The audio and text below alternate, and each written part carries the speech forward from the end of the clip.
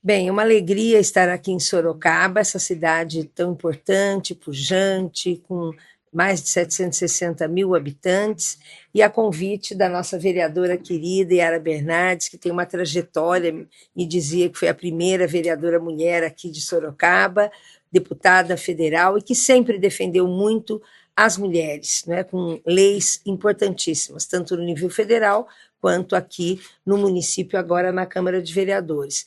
E nós estamos aqui, como ministra das Mulheres, para anunciar, primeiro, a Casa da Mulher Brasileira de Sorocaba, que vai atender a região. Né? Então, já confirmamos esse valor, um valor de 9,5 milhões para a construção, mais 2,5 milhões para equipar essa casa. A Casa da Mulher Brasileira é um serviço integrado, onde quando é a porta de entrada para quando uma mulher sofre violência.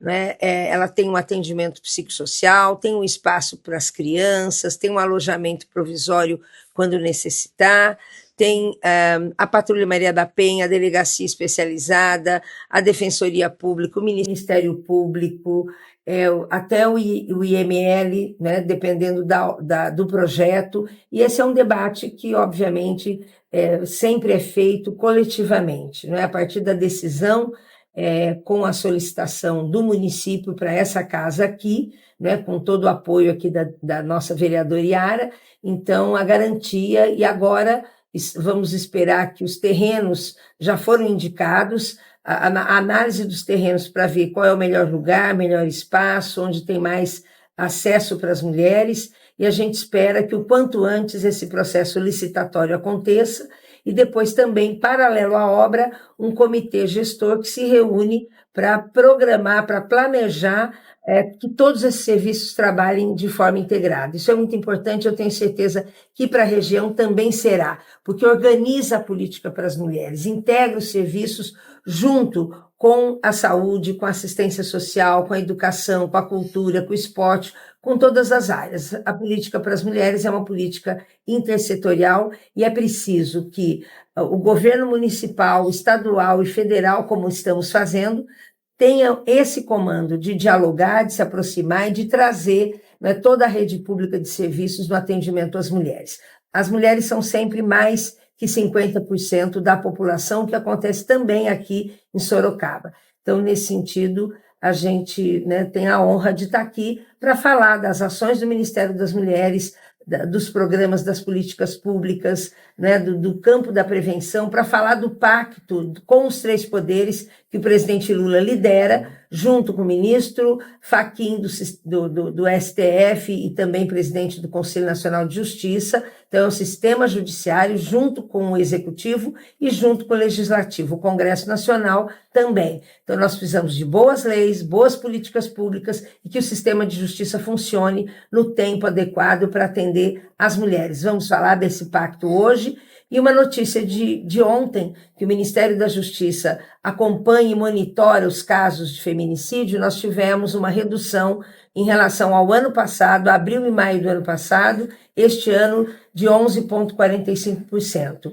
Eu não tenho dúvida de que se o Estado de São Paulo assumir essa bandeira, né, também implantar aqui no Estado esse pacto com o sistema judiciário, com o legislativo, com o executivo, se São Paulo assinar o nosso acordo de cooperação com o Ligue 180, que nós estamos aguardando, espero que o governador, que a secretária de Estado assine o quanto antes. São Paulo, faltam 4 estados no Brasil e um deles é São Paulo. E a gente precisa disso para ter um bom diagnóstico, para acompanhar e monitorar os dados, né? E também, Sorocaba também pode assumir, a partir da Câmara de Vereadores, vereadoras, a partir do município ou do sistema de justiça, para ter um pacto aqui em Sorocaba. São 48 municípios aqui da região que podem trabalhar em conjunto. E vamos fazer uma avaliação, uma análise, vamos, né, mostrar o que ainda nós podemos fazer, porque tudo que a gente não precisa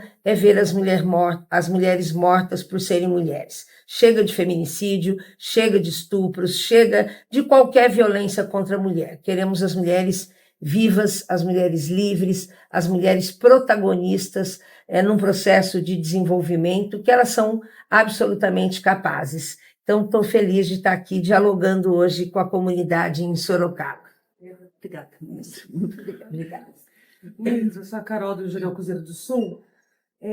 Eu queria que a senhora respondesse para a gente quais são os principais fatores que continuam alimentando a violência contra a mulher, mesmo com as políticas públicas, com tantos esforços que a gente vê, que muitas organizações e também o governo têm feito, mas ainda assim a gente vê muitos casos. Quais fatores você acha que alimenta essa violência?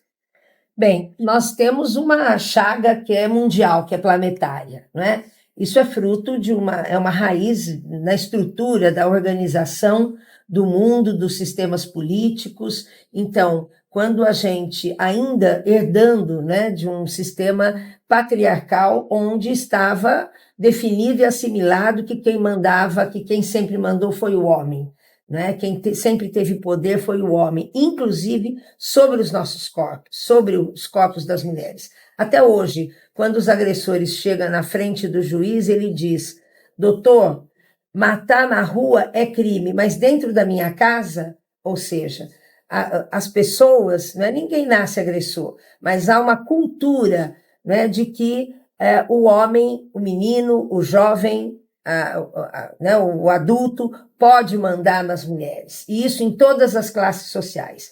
Infelizmente, a violência, que é aquilo que está na Lei Maria da Penha, e é uma lei exemplar para o mundo, né, a nossa Lei Maria da Penha, que trata da violência psicológica, doméstica, sexual, patrimonial, nós temos violência política de gênero, e temos uma violência da qual o presidente Lula tem se ocupado muito, que tem ficado muito preocupado, que é a violência digital. Então, ele assinou um decreto recentemente, impondo regras para as plataformas. Toda a tecnologia de informação, a internet, a inteligência artificial, é claro que nós queremos que isso funcione, e as mulheres querem o mundo digital, mas não serem mortas, serem aviltadas, alimentando Red Pill, machosfera, seja esse discurso de ódio tão presente. Então, não tenho dúvida, né, que isso estimula, isso autoriza que meninos e homens, né, se sintam no direito de ofender, humilhar, violentar as mulheres. Né? Além disso, quando os governos são cuidadosos, quando nós temos governos que estimulam a paz, as boas convivências, o respeito às escolhas que se fazem, né, que as mulheres têm o direito de fazer do ponto de vista das suas relações, dos seus afetos, isso muda. E nós tivemos no Brasil um governo recentemente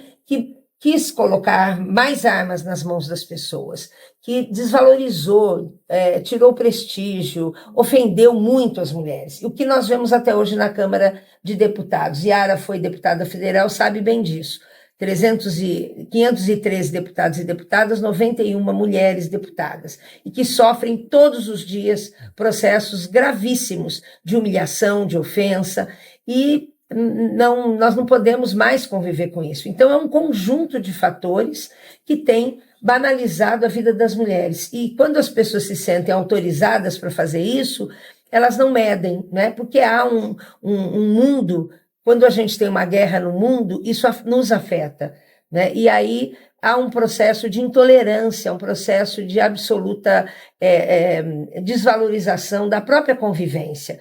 Então, nós estamos num momento em que a gente precisa de líderes, né? Estamos num momento eleitoral, e eu tenho dito que nós, mulheres, não podemos votar em hipótese nenhuma, em nenhum homem que ofenda as mulheres, que humilhem as mulheres. Nós temos que votar em homens e em mulheres, nós defendemos a paridade, nós queremos ver pelo menos 50% das mulheres nos espaços de poder. Isso é fundamental, isso vai mudar essa correlação de forças.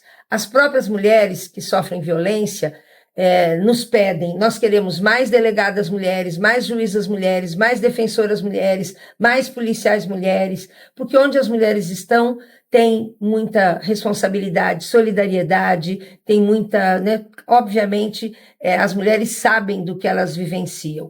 Então, esse é um processo que a gente... E que o pacto, esse Pacto Nacional Brasil contra o Feminicídio, ele estabelece 3 grandes objetivos: fortalecimento da rede de serviços, né, a responsabilização dos agressores e das instituições e a mudança de cultura. E eu não tenho dúvida que a mudança de cultura é uma responsabilidade de toda a sociedade, seja as autoridades municipais, estaduais, federais, seja as igrejas, os sindicatos, os movimentos sociais, toda a sociedade tem responsabilidade para essa mudança de cultura. Ministra, bom dia, meu nome é Cida Muniz, eu sou do portal Por Quê? Desculpa que eu estou meio gripada. Ministra, eu entendo também que essa questão da violência contra a mulher tem que passar pela educação, e principalmente a educação dos homens, a partir realmente aí seja do ensino médio, de onde for, porque eles precisam entender que a agressão, de qualquer forma, não é uma forma de vida. Nesse pacto tem essa questão? Tem sim, pergunta muito importante. Nós temos no pacto uma análise, um diagnóstico da realidade brasileira, dos estados e dos municípios, e nós discutimos as atribuições de cada poder, o que estamos fazendo, o que está funcionando, o que falta fazer. E aí a regulamentação de legislações fundamentais, como essa que fizemos em relação a Maria da Penha vai à escola.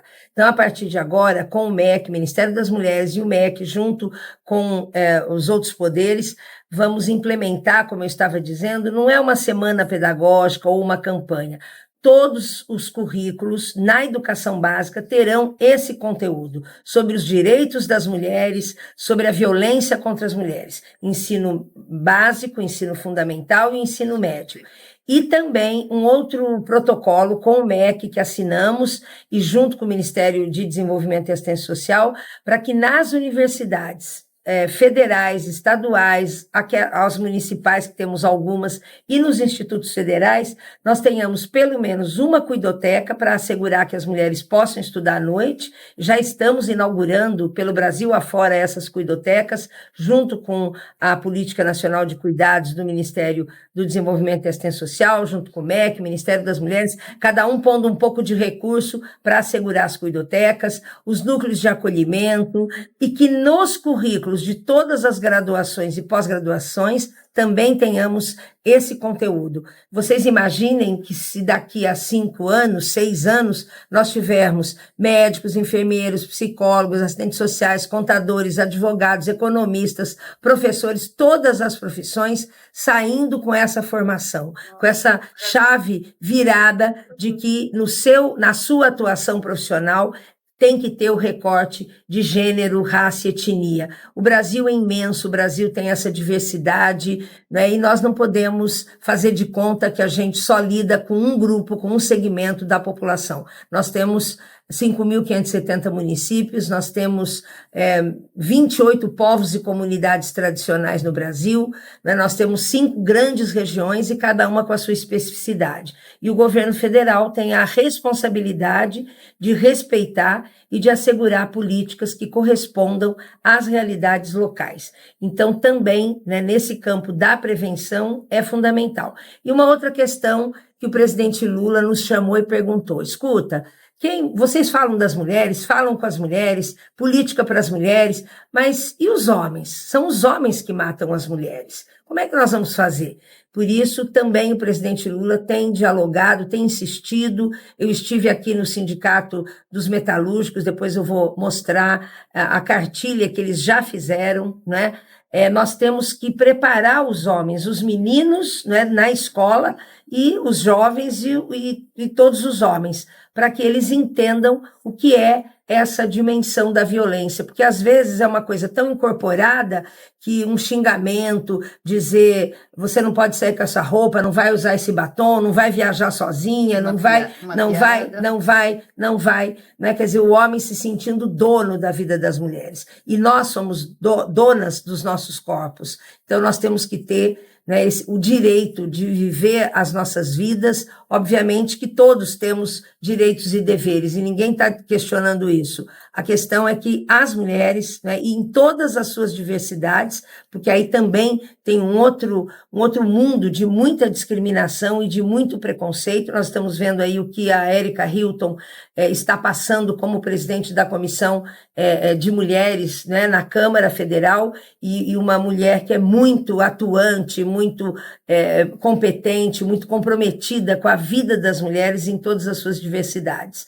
E não é o Estado que vai decidir as escolhas que as pessoas fazem para suas vidas. Então, a gente tem apenas a responsabilidade de assegurar vida, paz, sobrevivência. As mulheres querem ir para casa não se sentindo seguras, porque, claro, a maioria dos feminicídios, das violências acontecem dentro das casas. Por isso, cada política pública é importante, pode fazer muito. A unidade básica de saúde, a escola, o CRAS, o CREAS, os centros de referência, todos os serviços públicos podem fazer e ocupar. E eu tenho dito, se cada prefeito desse país disser, e os vereadores e vereadoras também, aqui nesse município nós não vamos tolerar violência contra as mulheres, isso muda, porque isso insere, né, esse tema no próprio planejamento e no desenvolvimento da sociedade, inclusive o setor privado.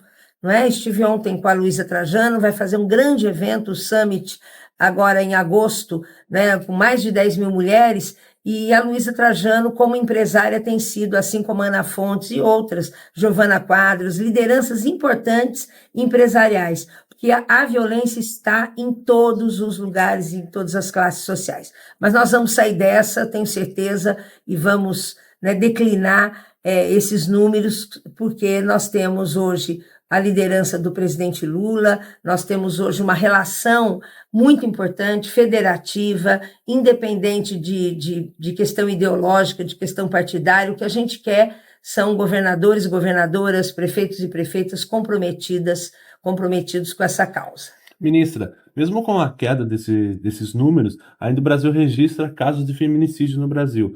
E quais que são os erros que o Estado brasileiro ainda precisa enfrentar e quais são essas dificuldades para enfrentar esses enfrentamentos desse aumento de números? Bom, primeiro é isso, é a própria cultura, né, da naturalização da violência como algo privado, e não é privado. Isso não é uma questão que você decide o que você vai fazer com a vida da companheira, da parceira, da namorada, da esposa, seja lá de quem for. Né? Essa é uma questão pública, e por isso nós temos hoje uma política nacional de cuidados. As mulheres cuidam, mas elas precisam de cuidados, de respeito, de proteção e de, obviamente, direito à integridade, né, física e das escolhas que ela faz. Uma segunda questão são mesmo o perfil das lideranças, de quem governa os municípios, os estados e o nível federal. Quando a gente tem líderes que se ocupam disso, isso muda, os indicadores mudam, como estão mudando agora, né, do ponto de vista da economia, das políticas públicas, da ampliação, do próprio diálogo.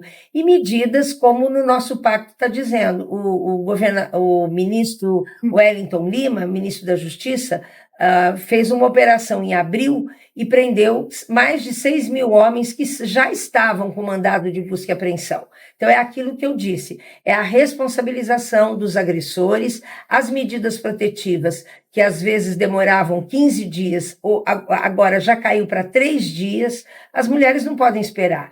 Quando elas denunciam, e nós temos um canal que é muito importante, nós temos um serviço público da mais alta qualidade, que eu também vou falar aqui hoje na nossa audiência, na nossa conversa, que é o Ligue 180. Ele não só recebe denúncia, ele recebe as denúncias, ele orienta, ele identifica onde essa mulher está, ele identifica o que tem naquele município, né? Quando o município tem uma rede, quando o município tem um órgão de política para as mulheres, que coordena, isso muda, né, a qualidade dos serviços públicos. Então, ainda falta muito mais delegacias especializadas, essa é uma grande reclamação, a demora para a concessão das medidas protetivas, a falta de novos serviços públicos de apoio às mulheres, porque também as mulheres, se elas têm mais creches, se elas têm mais possibilidades de estudar e trabalhar, é claro que a autonomia econômica é decisiva para as mulheres se livrarem,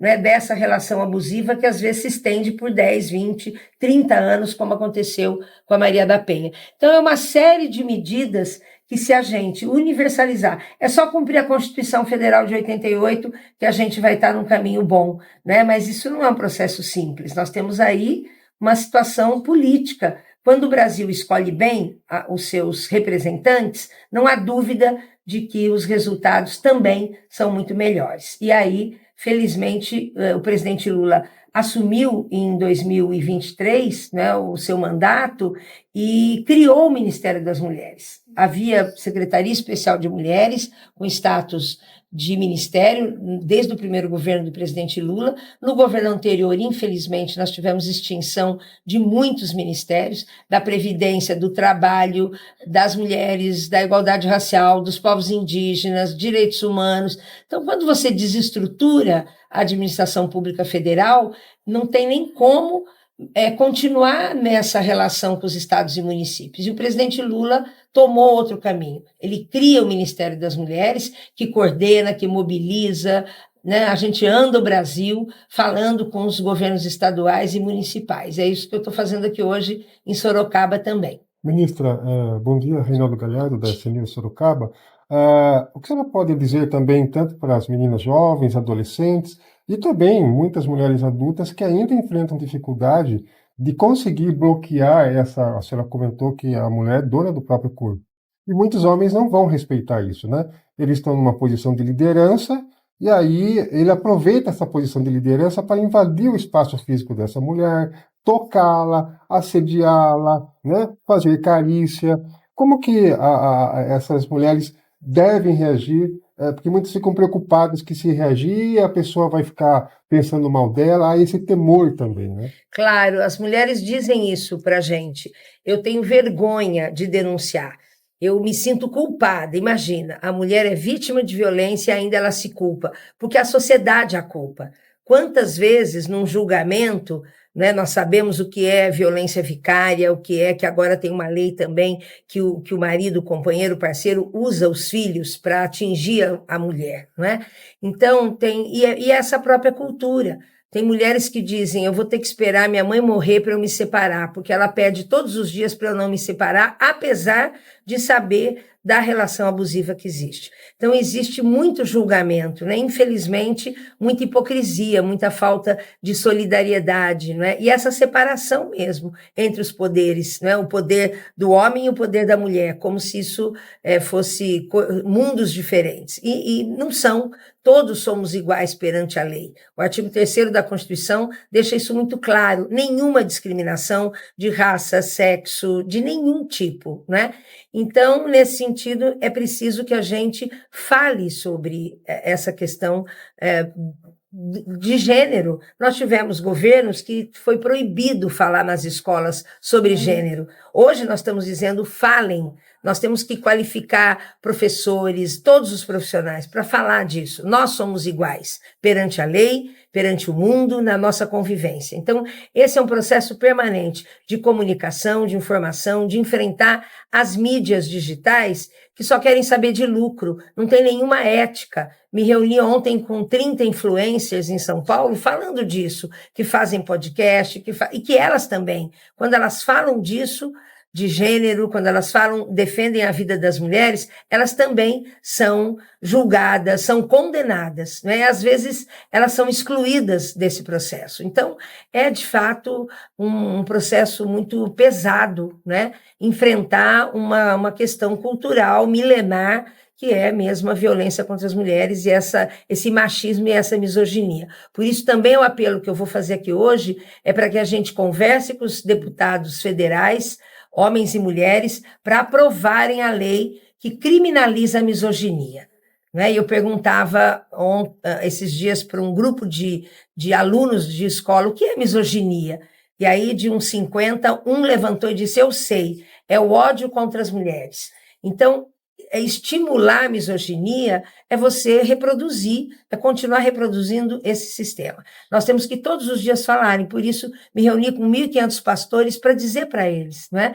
Tudo que as igrejas precisam é ter coerência bíblica, inclusive, no sentido de valorizar e de respeitar as mulheres. Não é possível, não combina violência dentro de mulheres e de homens que vão para as igrejas. Isso tem que acontecer em todos os espaços. Por isso, nós não podemos nos cansar. Isso tem que ser uma prioridade de cada município, de cada instituição, de cada empresa, de cada setor que fale disso. Nós temos que erradicar a violência contra as mulheres. E não é só o feminicídio, o estupro é um absurdo. Depois eu vou dar os números de estupros também aqui em São Paulo. O ano passado foi absurdo, mais de 10.000 estupros contra crianças e adolescentes. E, no entanto, a Câmara Federal, o que ela fez há alguns dias atrás, a Câmara e o Senado?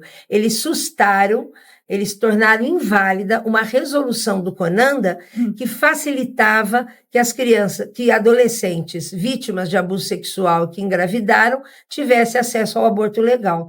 Nós não estamos falando de ilegalidade, nós estamos falando daquilo que é legal. E nós temos no Brasil uma lei que diz que quando a criança e adolescente é vítima de abuso sexual e engravida, ela tem direito ao aborto legal. No entanto, a Câmara Federal sustou isso. Quer dizer, isso é um absurdo. E a população não tem noção do que aqueles que nós votamos estão fazendo lá. Então, por isso, eu tenho dito que eu falo com as deputadas, é insuportável o que elas vivenciam hoje lá no Congresso. Elas são humilhadas, ofendidas, desvalorizadas todos os dias. Mas a gente vai vencer, porque eu acho que isso também acontece aqui na Câmara de Vereadores com as mulheres, acontece em todos os lugares, a violência política de gênero, a violência racial, e a gente precisa enfrentar, né, com muita franqueza, né, com muita sinceridade, com muita garra, determinação para mudar essa realidade. Tá bom? Obrigada. Vamos lá, gente?